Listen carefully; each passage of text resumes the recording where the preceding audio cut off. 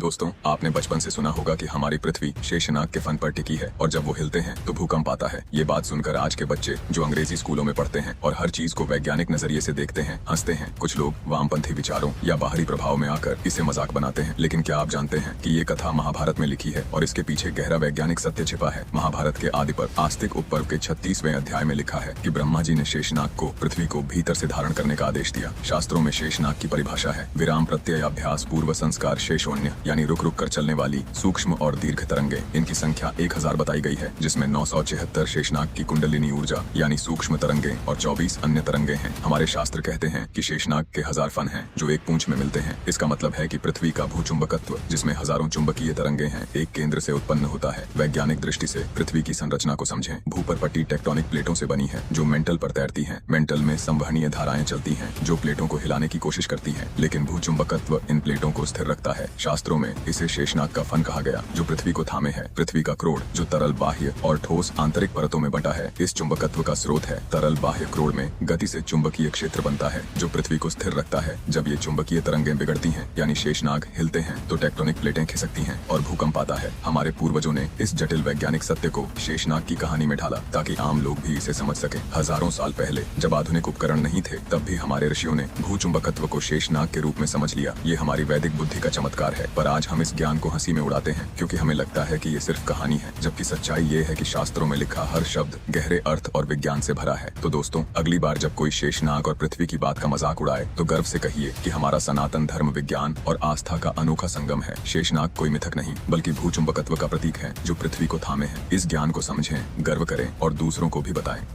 दोस्तों, हमारे सत्य पर आधारित धर्म के लिए कमेंट में जय सत्य सनातन जरूर लिखें।